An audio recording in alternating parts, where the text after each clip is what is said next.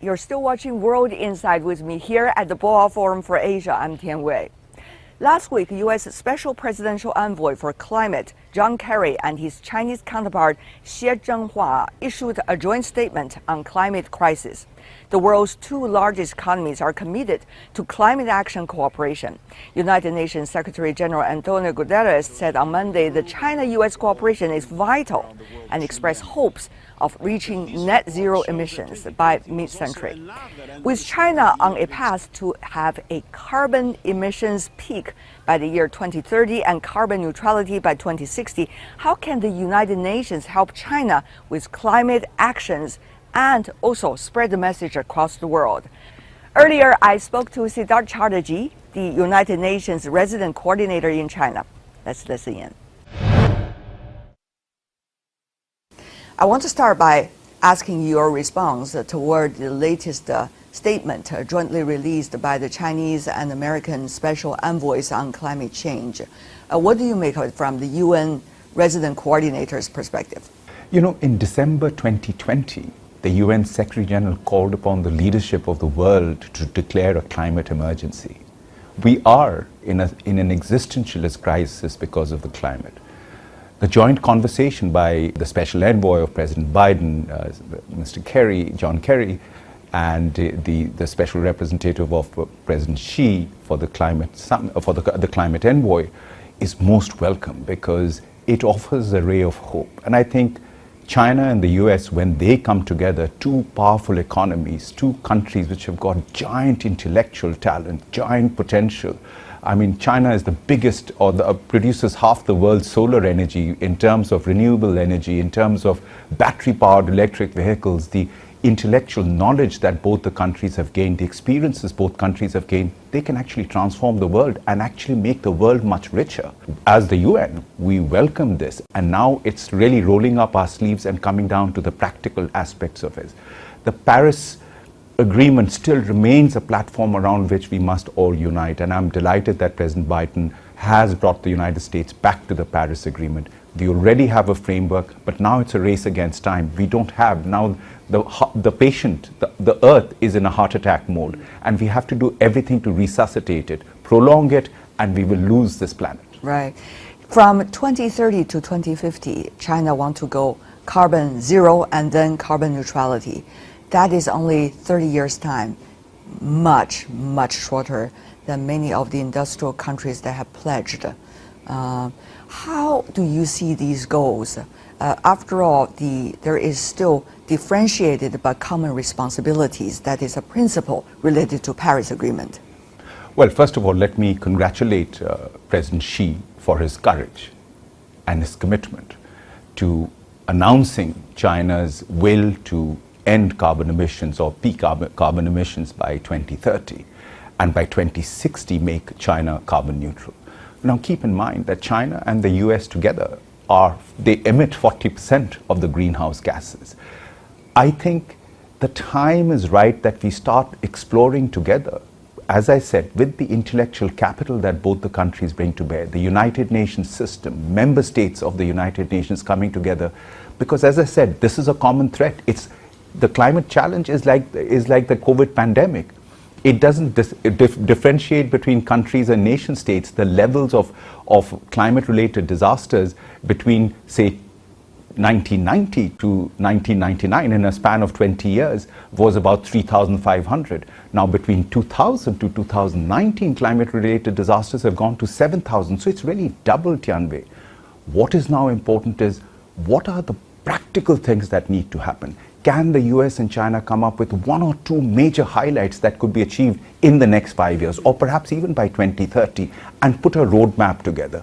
Can we also make sure that there is a localized approach as well, where there is an exchange between states in China, provinces in China, similar to that in the US, which are the ones that are like the coal belts? You know, where can that knowledge and technology be shared?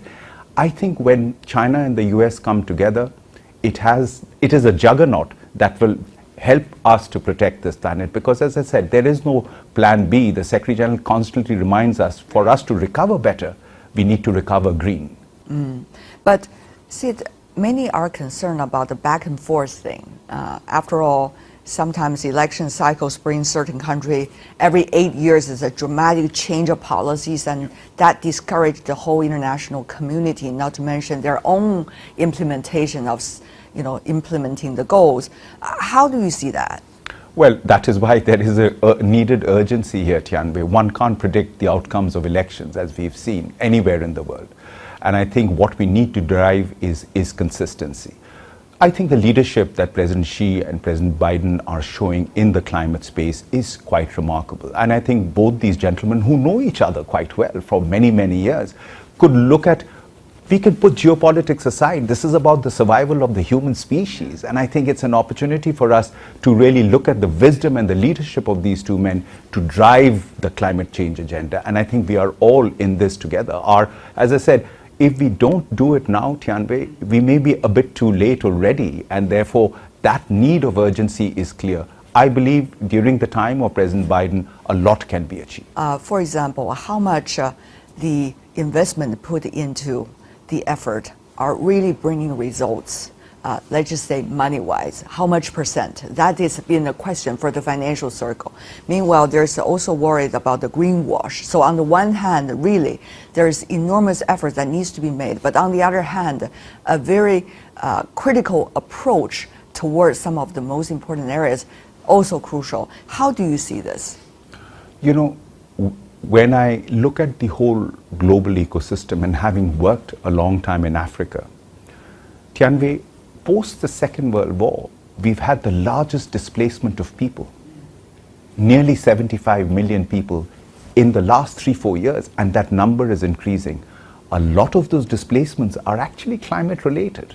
It's cause of instability, climate, impoverishment. A lot of them are economic migrants. So, you know, we are in a state of flux. Now, when President Xi talks about a rural revitalization, we need a rural revitalization throughout the world. We need a rural revitalization in Africa too. I mean, look at the potential of Africa.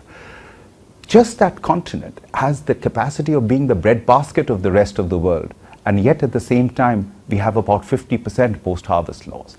It is a continent which imports $80 billion worth of food every year.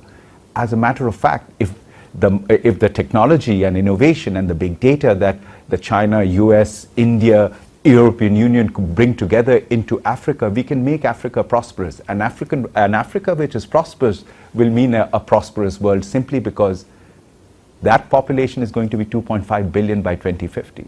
There'll be large number of young people.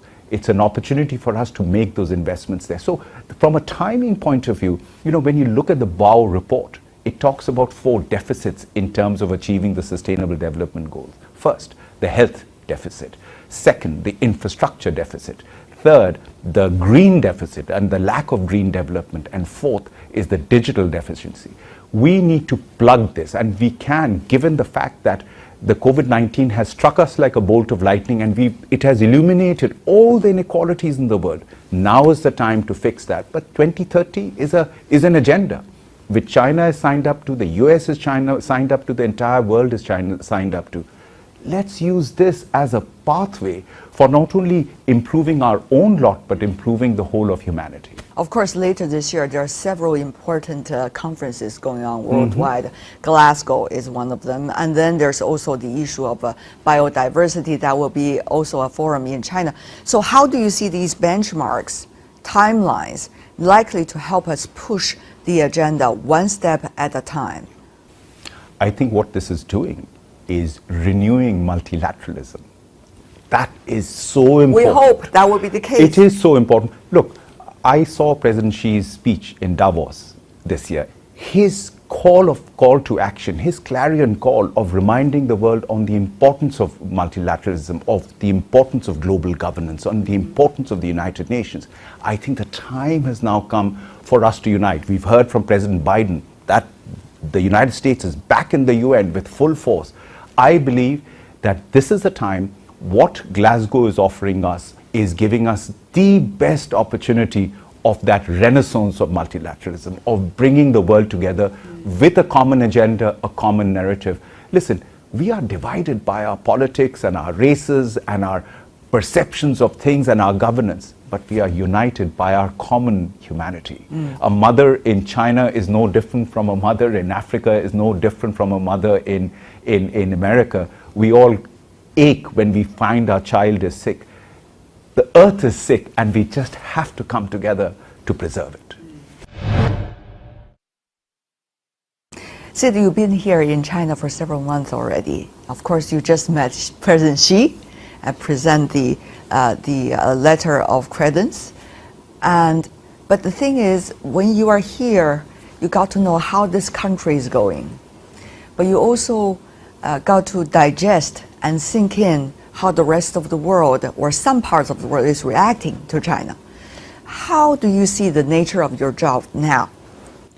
You know, when the UN was started in 1945, the UN Charter is about building of bridges and bringing people and civilizations together, because we've come out of two brutal world wars which had decimated human societies, which had decimated economies all over the world. In fact, you know, it's something which people are still recovering from. We don't want to go back to that. And therefore, you know, the UN's role is to make sure that we provide that platform of dialogue. And therefore, the Secretary General reminded all world leaders at one point, he made a remarkable statement. He says, you know, the world is in pieces, but we need world peace.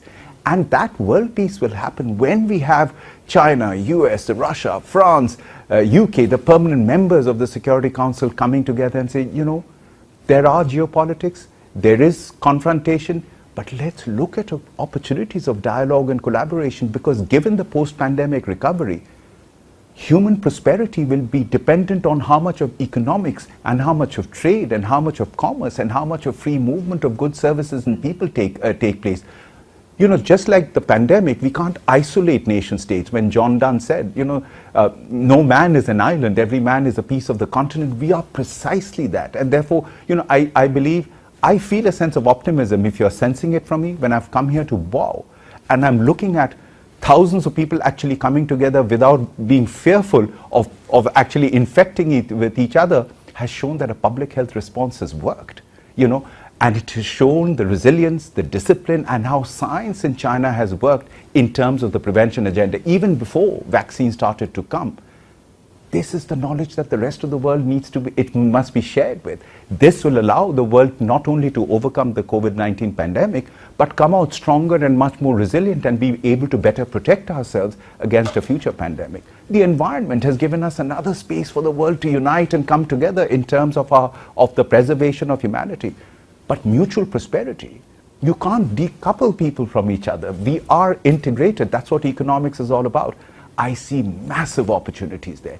And then making sure that the digital landscape gets connected, because that is what people are getting left behind because of the digital landscape. And I see the rural revitalization program addressing those 4 deficits that the Wow Forum talked about: health, you know, green, infrastructure, and digital. I believe we would be able to make dramatic progress. The 2030 is still achievable. We've had setbacks. Over 150 million people have fallen back into poverty because of the COVID crisis. And yet we see a country, China, in which 90 million people have been lifted out of poverty in the last 7 years. Yeah. I believe there are many lessons that can be shared. What about international governance? Of course, you are belonging to the UN system, which is an important component of the international governance after World War II. But the question is, what's next? There are improvements that needs to be made to the earlier system, including the UN. There are also new platforms that needs to be invented and worked on in order to address the new factors. What do you make of the realities of adjustment that we can do? You know, when the Secretary General became, Mr. Antonio Guterres took over as the Secretary General in 2017, he came in with a very clear plan. He wanted to reform the UN. So his vision of the UN is, 1, a UN that is fit for purpose. 2, a UN that delivers as one. 3, a UN that leaves no one behind. He made it clear to every resident coordinator in the world, ladies and gentlemen, you have to march in lockstep with the government's vision, with the government's aspirations, and make sure that you have integrated into the psyche of the people.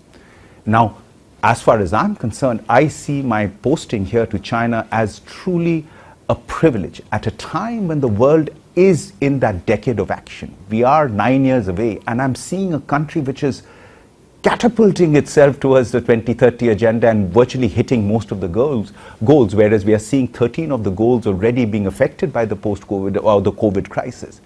Now, what is it that we could do in that space which the Secretary General has envisioned? What is good is most member states, including China, who have come strongly behind his reform agenda. That reform agenda is going to redefine the UN in many ways and repurpose us, in a sense, in that country and in a context of how the UN, for example, in Africa, can work with China, with UN country teams and host governments in Africa, so that we can bring the big data, the technology, the innovation, the best practices together in terms of China's development. This is what the SDG advocate for the UN, Jeffrey Sachs, he's also our SDG advocate here in China, emphatically said, we need to make sure that the world unites with a common perception of human prosperity. And that is happening here. And these are lessons that can be shared with the rest of the world. And that I see is a part of the global governance architecture. Well said, but the building trust is extremely important. Given your rich experience in Africa, in other countries, how to do that? Of course, in different roles, there are different ways, but how to have a common denominator to have trust, your take. Best denominator in this is the United Nations itself. I know you will say that. No, but the presence, it really is. I mean, look, in Kenya, for example, we had a public-private partnership platform, is seen as one of the most successful enterprises which has brought governments, which has brought the private sector, which has brought the UN, which has brought civil society together with a common vision towards Kenya's development agenda. I want to create something similar here with the government of China, with the private sector of China, with the private sector of multinational corporations, so that we could then connect with the UN system and governments on the other side and look at mutual reinforcement and how we can improve. What the UN is best at doing is providing the best human capital at the places where these projects and programs are being implemented. So the UN is becoming increasingly ambidextrous. One is to provide the best policy guidance to the governments we work with, and at the bottom, to be the boots on the ground to make sure we leave no one behind. And this is where our expertise of public health or agriculture or, water sanitation, environment, public finance management, all these are critical elements that need to go into providing those capacities into places where this is being done. Don't forget, China in 1979 had a per capita GDP Tianwei of $180. $180. The US at that time had a per capita GDP of $15,000. The US per capita GDP has gone up by 4 times. It's about $60,000 today. China has gone up by 100 times. It's at about $12,000 today.